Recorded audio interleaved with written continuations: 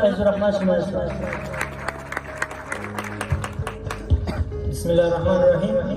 اول ټولو فارغینو ته، مشرانو ته او ناستو ګډونوالو ته خپل سلامونه وړاندې کوم. زه به ډېرې خبرې نه کوم ځکه مشران ناست دي، ډېر څه به ویلي.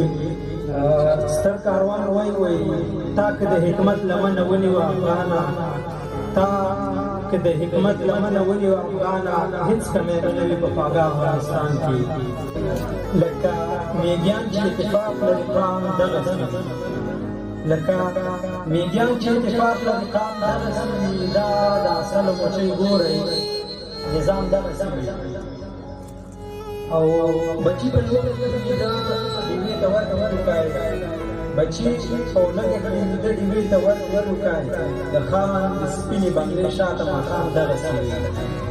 او چې د کافر په بازار کې انصاف ولیده، چې د کافر په بازار کې مې انصاف ولیده، قلیب نیولي وو د خولې چې اسلام دغسې وي.